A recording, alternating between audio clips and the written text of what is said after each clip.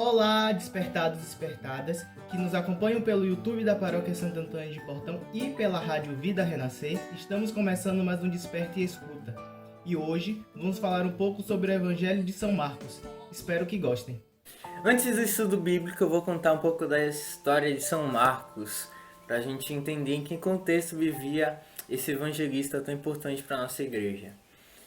Então, São Marcos ele era de uma das primeiras famílias cristãs de Jerusalém, e lá na casa de São Marcos aconteciam várias reuniões com discípulos, apóstolos, e lá aconteceu dois eventos muito importantes para a igreja, que foi primeiro a Santa Ceia, em que os discípulos se reuniam com Cristo e São Marcos já estava ali naquele ambiente, ajudando ali a sua mãe na Santa Ceia. E segundo foi Pentecostes, depois há relatos que também aconteceu lá, uma casa realmente muito abençoada de São Marcos. E podemos encontrar comprovação disso nos Atos dos Apóstolos, capítulo 12, versículo 12 também. E tendo compreendido, foi para a casa de Maria. Não Maria, mãe de João, também chamado de Marcos. Aí muitos estavam reunidos e oravam. Bateu a porta de entrada uma empregada chamada Rode. Foi abrir. Ao reconhecer a voz de Pedro, ficou tão contente que nem sequer abriu a porta. Em vez disso, entrou correndo para contar que Pedro estava ali diante da porta.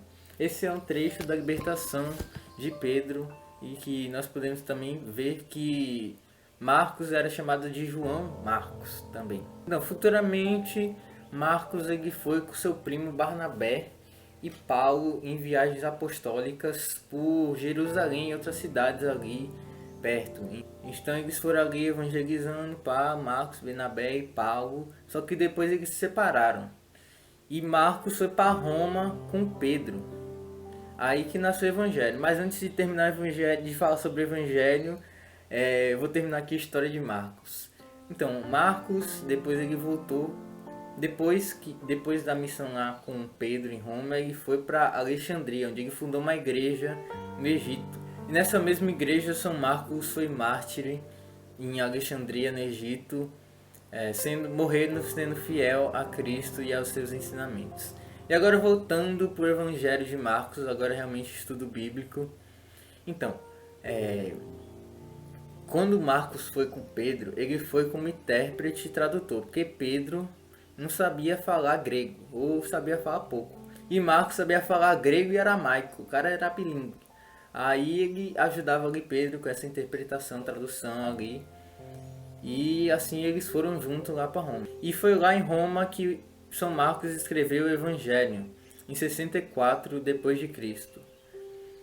As características do Evangelho de São Marcos é que ele tem muito de Pedro, dos ensinamentos que Pedro dava tanto para Marcos, tanto para os romanos ali, e Pedro como testemunho ocular dos milagres e ensinamentos de Cristo. Na antiguidade, os papias até chamavam São Marcos de intérprete de Pedro. Então São Marcos ele escrevia aquilo que Pedro se lembrava e que falava, transmitia oralmente para ele e para o povo cristão ali em Roma. O Evangelho de São Marcos vem como resposta à crise em Roma, porque havia muitos cristãos sendo perseguidos em Roma. Então Marcos trouxe Cristo como Salvador, poderoso em ações, parábolas, milagres, tudo que ele escutava de Pedro. O Evangelho de São Marcos traz a história de Jesus desde o batismo até a ressurreição.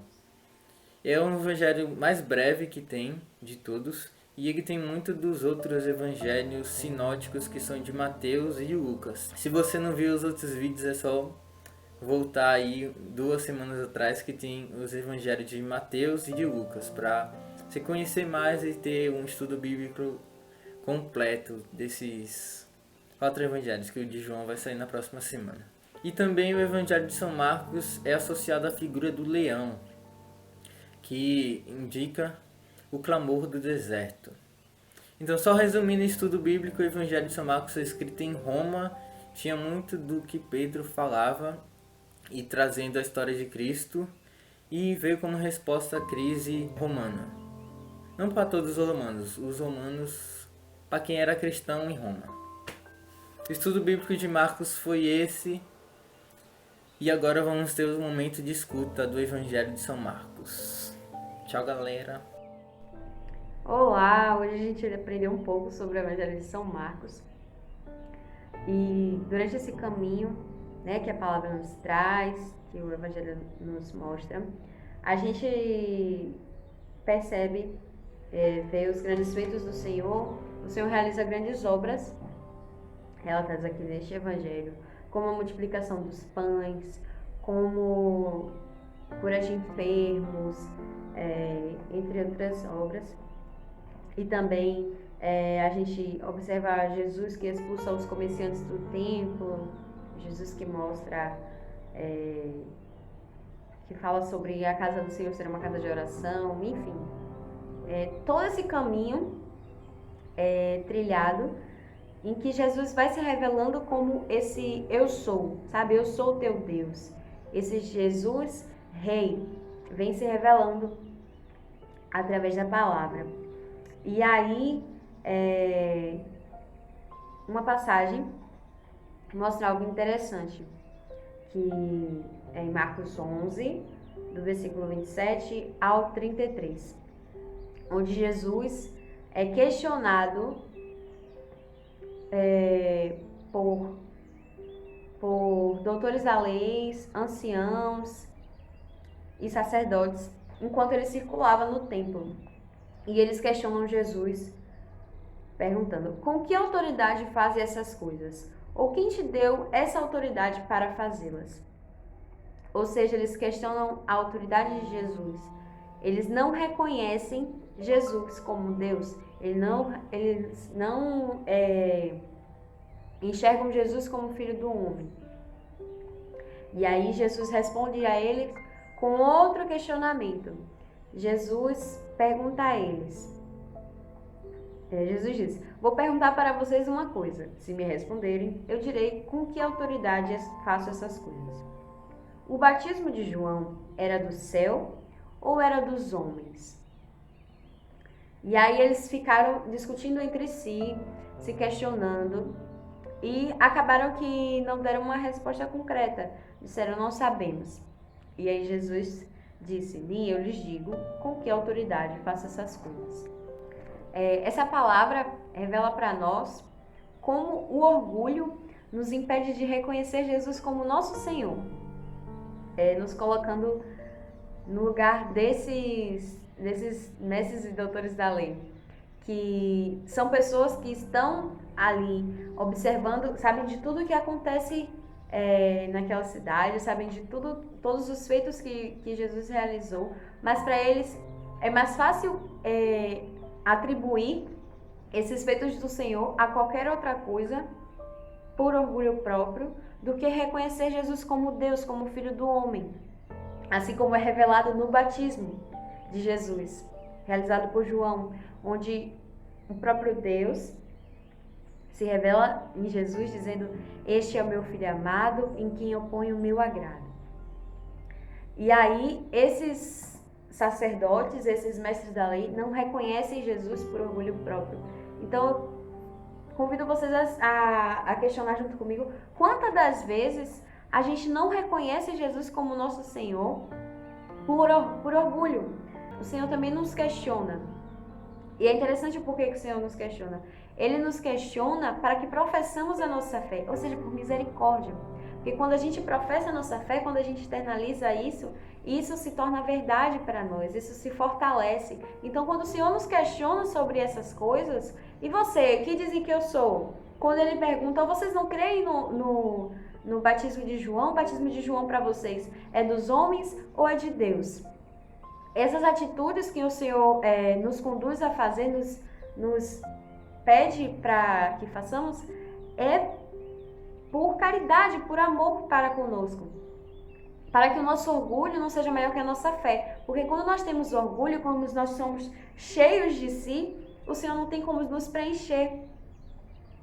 É bom sempre lembrar que nós somos livres, né? O Senhor nos dá liberdade. Essa liberdade que Ele mesmo nos concedeu, Ele não nos tira.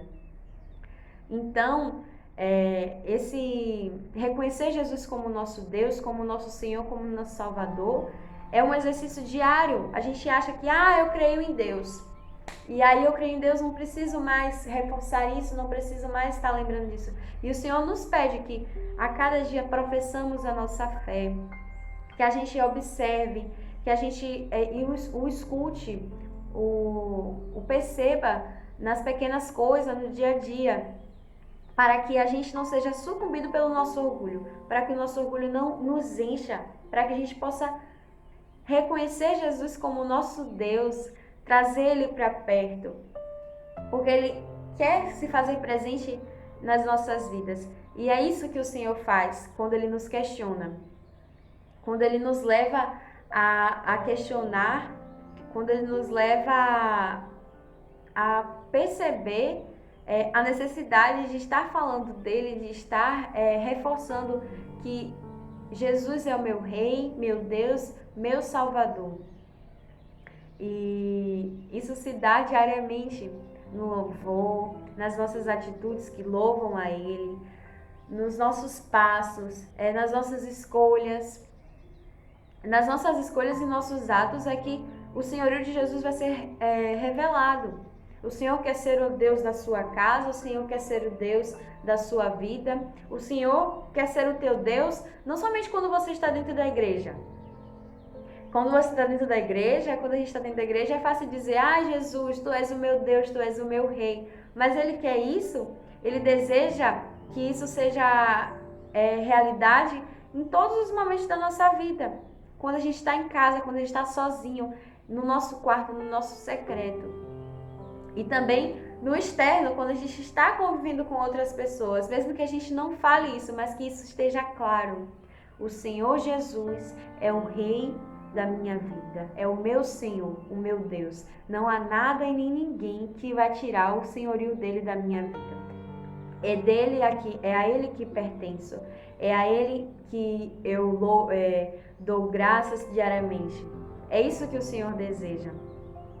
E o Senhor não respondeu a esses que o questionavam, porque Ele sabia que aquela resposta que eles queriam não era porque eles não sabiam, não era porque eles não conheciam, e sim por orgulho.